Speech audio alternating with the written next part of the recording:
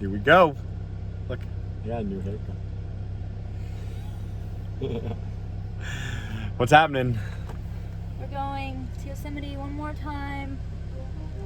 Cat just yawned. One last try. How's it gonna be? I don't know how it's gonna be.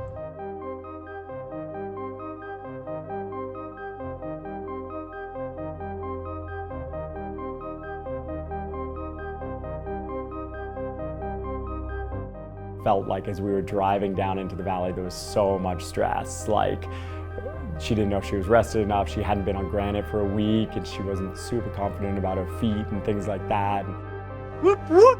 Emily Harrington's ready! It's getting towards the end of the season, and actually there was a huge snowstorm coming to all of California, and it was gonna hit Yosemite pretty hard. So we planned for me to try like 2 days before that happened.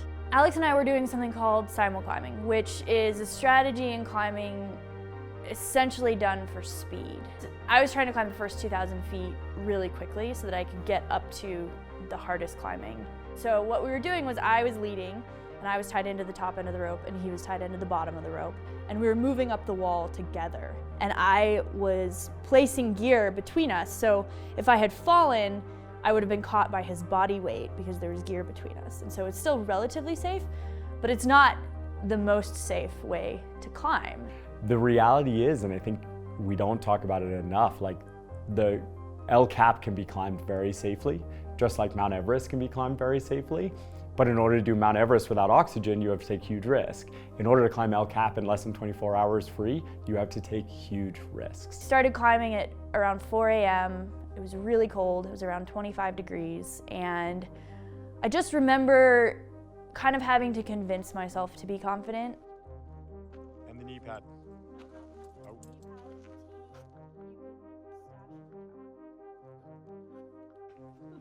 It's the last day of the season, basically. Dragged everyone into help. My toes were really numb. I remember knowing that my toes were numb, and when your toes are numb, you can't feel the rock, and maybe not standing on your feet as well. So I was kind of running it out. I was really far away from my last piece of gear, and all I remember is like my foot just skating off a little bit. So me and Tara are back at the parking lot. We're gonna drive around to the base of El Cap. We got an update. She's, it sounds like Em fell, took a pretty big fall, maybe 50 feet, might have hit her head. She's conscious, but calling search and rescue just to be super considerate. Tara got this text like, call me, Em fell. We eventually got just enough service to get a little piece of information that almost made it worse, right? It was like, Em fell, she fell far, she hit her head, her neck might not be okay. They're stuck on the wall, a pitch up, we're waiting for Yosar. And then the next thing I remember was telling Alex that I was okay, but that I was hurt. And then he like lowered me down to a ledge. And the next thing I remember, he was like right there with me. Tonight, world-class climber Emily Harrington alive. So injury to the left elbow. Yep. Injury to the left leg. Surviving what could have been a fatal fall after climbing up the first 150 feet on Yosemite's. Elite professional climbers recovering this morning after a terrifying fall and rescue at Yosemite National Park. Emily Harrington was trying to scale El Capitan, which stands a towering 3,200 feet. Emily Harrington knows the risks, but the five-time U.S. sport climbing champion slipped and fell about 40 feet while attempting to climb Yosemite's dangerous El Capitan. A search and rescue crew got to them within 90 minutes to rush Harrington to the hospital. In the past, I've thought like, wow, I've never really had like a serious climbing accident. I've never really been seriously injured climbing. Like, you know, it's one of those things you think about, and you also think like, my time will come. And in my head, when I was hanging up there, I was kind of like, okay, well, this is my time. Yeah, I don't think I lost consciousness. Pretty sure I did. Okay, I remember you saying that you didn't quite remember what happened. You may have forgotten what happened. Actually, you're right. I did forget. I knew that I had fallen. I just didn't remember the details of falling. But it's like lower back, tailbone, and like my neck. So Emily's about to get handed off from Yosar, who just kicked ass, Yosemite Search and Rescue, to another ambulance company. We just had a very nauseating ride down. But Emily enjoyed it. She's doing good. You're doing good, Em.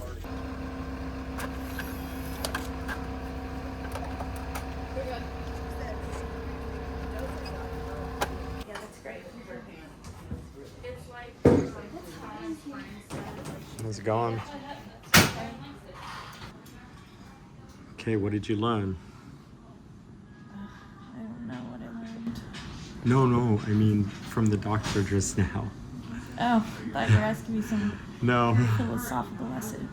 No spinal injury, no head injury, or I guess a head injury. Do I have a concussion? Just listen, he hasn't mentioned it. No, No spinal spinal injury. injury. And even though your neck is super fucked up, no broken bones. No broken bones. We don't think, no. Whoa.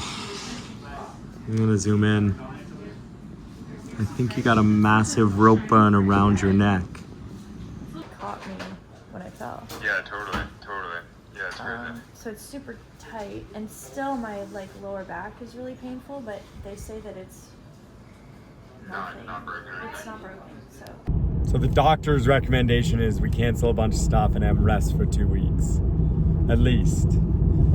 But Em's not feeling super willing to do that.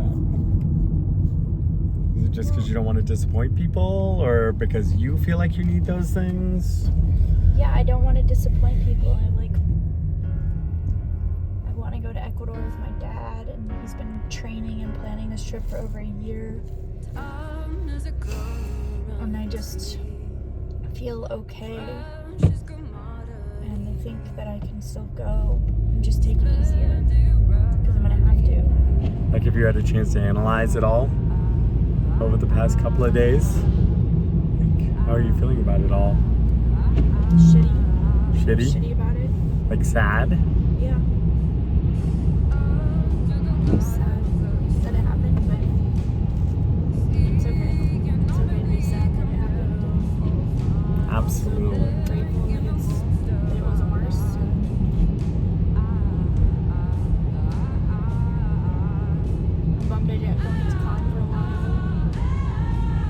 That thing's hurting, but whatever. Yeah. Seems like you're gonna be taking a break from climbing for sure.